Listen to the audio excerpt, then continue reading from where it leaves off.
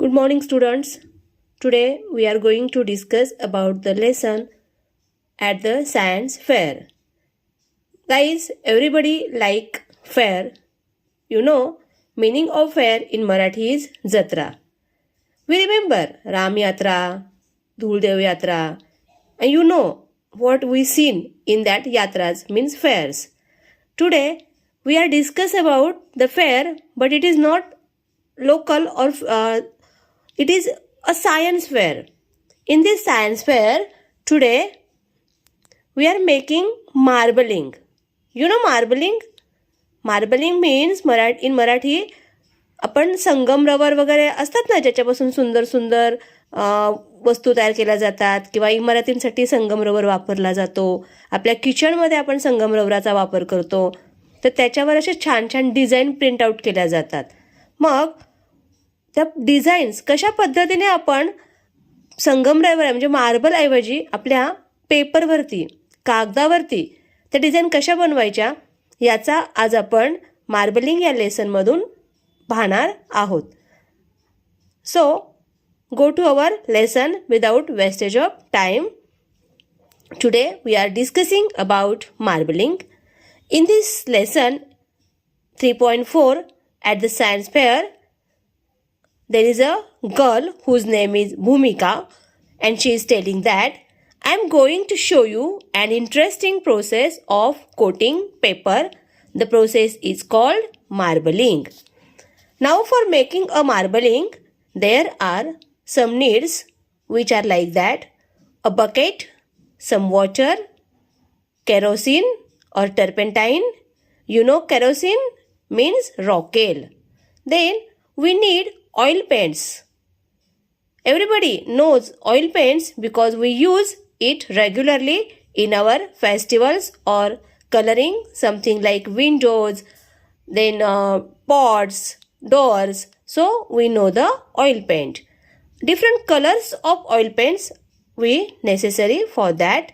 Then we require white sheet of paper, a plain white color paper. You understand the needs in that experiment? Let's go how to make a marbling.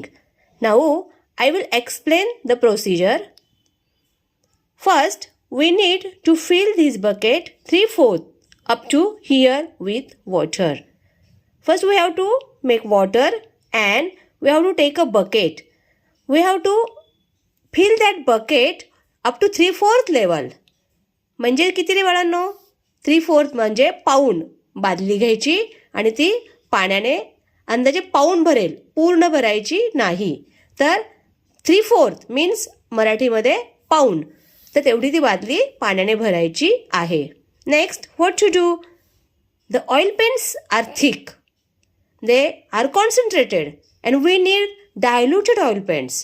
So, for dilution, we have to add some turpentine or kerosene in that oil paints. We dilute the paints with a spoonful of turpentine or kerosene. Stir it nicely to get a good mixture. आणि बघा, कळलं का? बघा काय करायचं आपल्याला. पाण्याची बादली घ्यायची आहे, त्याच्यामध्ये काही ऑइल पेंटचे आपल्याला ड्रॉप टाकायचे आहेत. पण ते ऑइल पेंटचे ड्रॉप टाकताना ते तसेच नाही टाकायचे, तर ते थोडे डायल्यूट करून म्हणजे थोडे पातळ करून ते ऑइल पेंटचे ड्रॉप आपल्याला त्या पाण्यामध्ये टाकायचे आहेत. लाल, पिवळ्या, निळ्या, हिरव्या अशा खूप साऱ्या रंगांचे आपण ऑइल पेंट वापरू शकतो. And for dilution we use kerosene. Then we have to stir it nicely. Stir म्हणजे हलवणं, मिसळणं. आपल्याला ते जे आपण ऑइल पेंट टाकले पाण्यामध्ये ते पाण्यामध्ये चांगल्या पद्धतीने हलवायचं आहे आणि त्याचं एक मिश्रण बनवायचं आहे. Understand? Now next process. Now I will use the brush. Take a few drop from each of the oil paint and sprinkle them gently on the water. Now what to do? एक brush घ्यायचा, त्याच्यामध्ये त्या ब्रशच्या साहाय्याने oil पेंटचे काही जे drop आहेत ते घ्यायचे आणि ते पाण्यामध्ये शिंपडायचे, स्प्रिंकल करायचे. बघा कळलं का? ब्रशच्या साहाय्याने काही थेंब ऑइल पेनचे कुठे टाकायचे आपल्याला? त्या पाण्यामध्ये शिंपडायचे आहेत. Understand? The paint float on the water. आता ते जे पेंट आहे ते जे आपण ड्रॉप टाकले ते काय पाण्यावरती तरंगतात. फ्लोट मीन्स तरंगणे. तर ते ऑइल पेंटचे drop they never mix with the water, they float on the water. I will use the brush again to swirl the colors and make different shapes and design on the surface of the water. Now what I will do? I use the brush again and swirl the colors. मी ते पाणी आणि ते जे colour आहेत ते असं वेगवेगळ्या आकारामध्ये त्याला मी वळवणार आहे. म्हणजे ते कलर असं पाण्यात तर मिसळणार नाहीच, तो पाण्यावर तरंगणार आहे. मग त्याचा आपण छान असा मी आकार करणार आहे, स्वर्लिंग करणार आहे. And make design on the surface of the water. Isn't it interesting? आहे की नाही छान? The next step has to be done very carefully. आता पुढची जी स्टेप आहे ती मात्र तुम्हाला खूप काळजीपूर्वक करायची आहे. I will keep this drawing paper gently on the surface of the water and press it a bit. बघा बाळांनो, आता ते पाण्यावरती असं रंगांचा छान असा तवंग आलेला आहे. वेगवेगळे रंग असे लाल, हिरवे, पिवळे असे छान त्या पाण्यावर पसरलेले आहेत. इथंपर्यंत तुम्हाला समजलेलं आहे. आता काय करायचं आहे? ते पेपर, पांढऱ्या रंगाचं पेपर शीट घ्यायचं आहे आणि ते अतिशय हळुवारपणे त्या पाण्याच्या जे तवंग आलेलं आहे कलर त्याच्यावर ठेवायचं आहे. This process you have to done very very gently and press it a bit. नंतर हळूच दाब द्यायचा आहे. काय होईल बरं त्याच्यामुळं?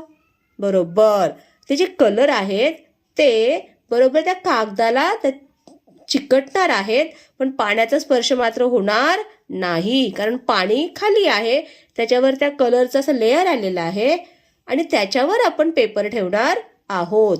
मग अशा पद्धतीने तो जो लेअर आलेला आहे तो आता कुठे चिकटणार आहे? पेपर शीटला. Yes, now let us lift the sheet out of the bucket like this. हे व्हॉट डू यू सी? आता आपण काय करणार आहोत? तो पेपर हळूच उचलून घेणार आहोत. काय दिसेल बरं? Such beautiful colours and shapes and designs.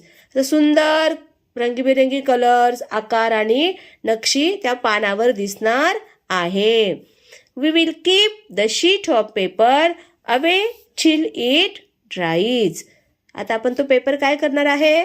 सुकायला ठेवणार आहे, कारण ते कलर आता पेपरवर चिकटलेले आहेत, पण ते ओलसर आहेत.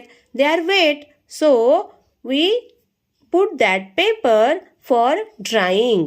Do you want to try marbling? तुम्हाला आवडेल का करायला ही प्रोसेस? बरं, मग उद्या तुम्ही ते करून आणायचं आहे. बघू कोणाकोणाला जमतंय.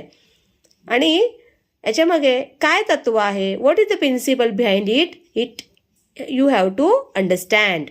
Oil doesn't dissolve in water.